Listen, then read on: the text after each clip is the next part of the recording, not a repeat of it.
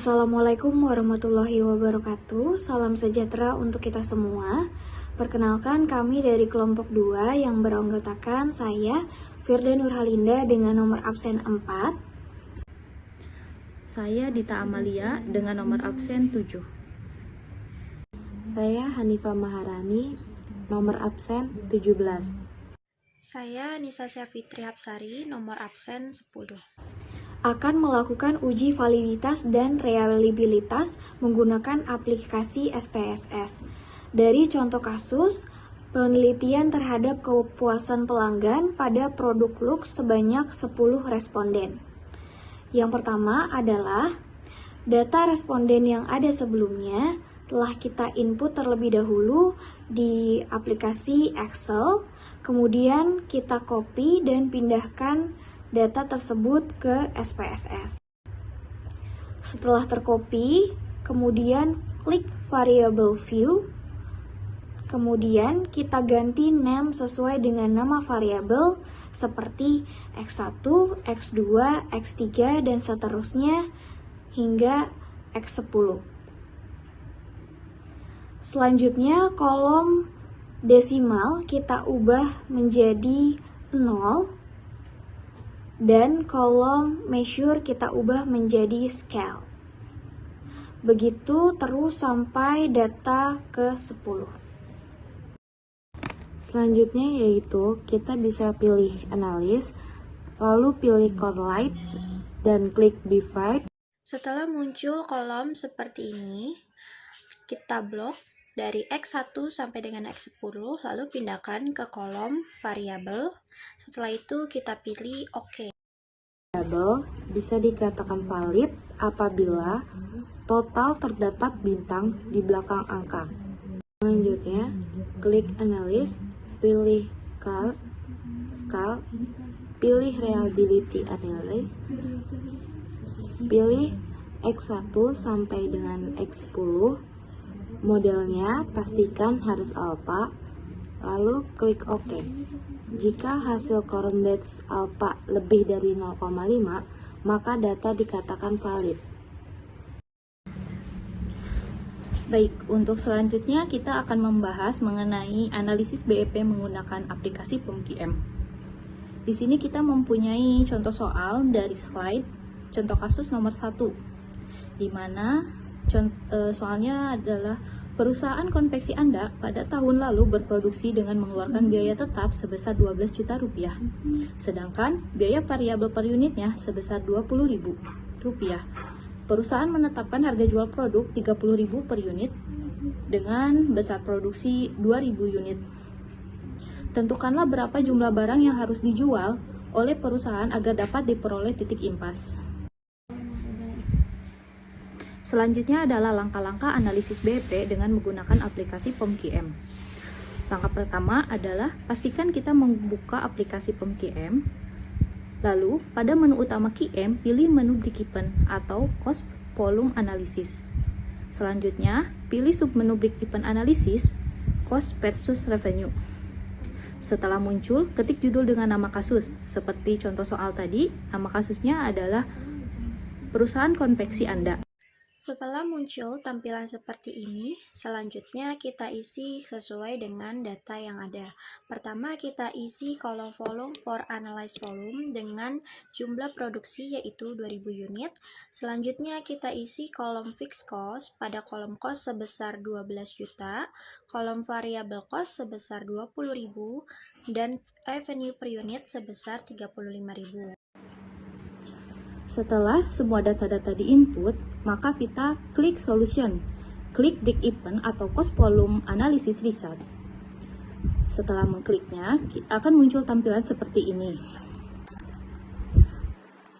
Arti dari tampilan ini adalah perusahaan konveksi Anda akan mencapai titik BEP dengan memproduksi 800 unit dengan total pendapatan sebesar 28 juta rupiah.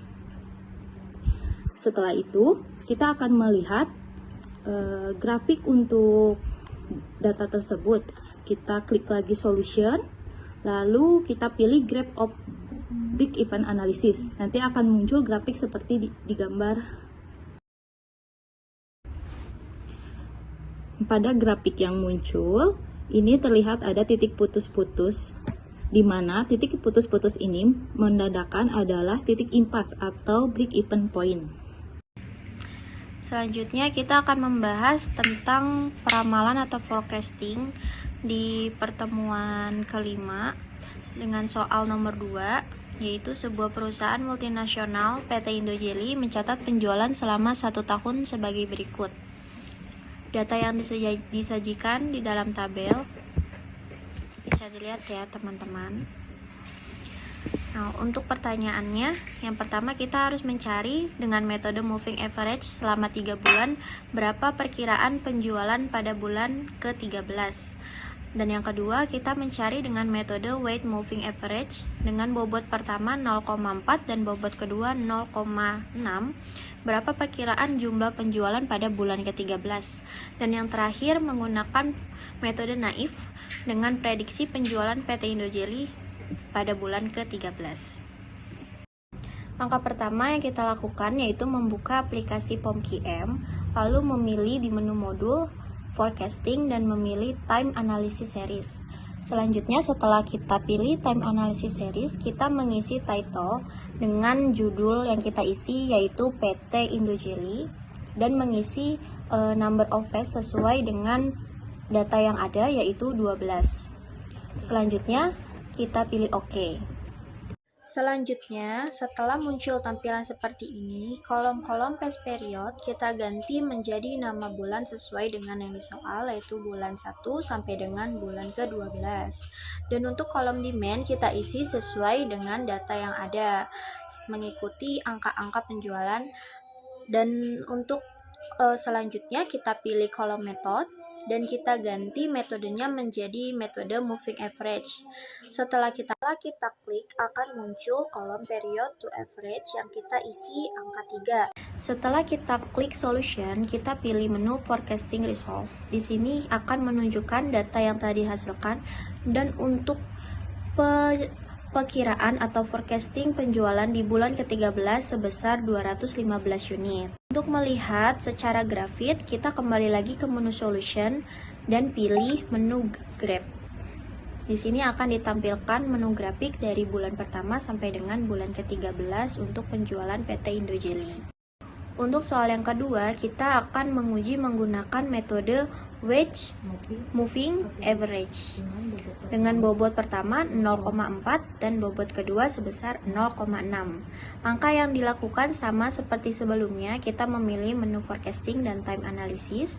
Selanjutnya kita mengisi title dengan mengisi nama PT kita yaitu PT Indojeli. Jangan lupa dan pas periodnya kita ganti 12 sesuai dengan data yang ada. Lalu kita pilih OK. Selanjutnya kita isi pas periodnya kita ganti dengan nama bulan dan demandnya kita isi sesuaikan dengan data yang ada. Untuk metodenya di sini kita pilihannya mengganti dengan weight moving average. Kita klik metode weight moving average, tampilannya akan berubah seperti yang ada di layar. Ada di sebelah kanan yaitu past period dengan kolom weight, most recent period dan to end most recent period. Nah, di sini kita isi dengan bobot yang ada di soal tadi. Jangan lupa untuk di period to average-nya kita sesuaikan dengan bobot yang ada. Karena bobotnya ada 2, kita isi angka 2. Bobot yang pertama kita isi dengan angka 0,4 dan bobot kedua kita isi dengan angka 0,6. Setelah kita isi sesuai dengan data yang ada, selanjutnya kita pilih solution, kita pilih forecasting resolve, dan akan ditunjukkan tabel seperti yang ada di layar. Dari hasil di sini bisa dilihat bahwa penjualan di bulan ke-13 menggunakan metode weight moving average sebesar 217 unit. Dan untuk grafiknya kita sama dengan langkah yang sebelumnya, menggunakan solution lagi, kita klik solution lalu kita pilih graph, nanti akan ada grafik yang disediakan di layar. Soal terakhir, kita akan memprediksi atau memperkirakan penjualan ke-13 PT Indojeli dengan menggunakan metode naif method. Langkahnya sama seperti dua metode sebelumnya. Pertama kita mengeklik forecasting, lalu memilih time series analysis, lalu mengisi title dengan nama PT kita Indojeli, dan juga untuk past periodnya kita isi dengan 12. Lalu kita pilih OK. Kita isi lagi sesuai data yang ada. Jangan lupa untuk metodenya kita ubah ke naive method. Setelah terisi semua, kita pilih solution dan pilih forecasting resolve. Akan tertera data sebagai berikut seperti yang ada di layar. Dari data yang disajikan, di sini kita bisa lihat bahwa perkiraan atau forecasting penjualan PT Indojeli pada bulan ke-13 menggunakan metode naive method sebesar 220 unit. Untuk mengetahui grafiknya, kita bisa lihat di solution dan memilih opsi graph. Nanti akan tertera grafik penjualan dari bulan pertama sampai dengan bulan ke-12. Sekian dari kelompok kami, kurang lebihnya mohon maaf. Wassalamualaikum warahmatullahi wabarakatuh.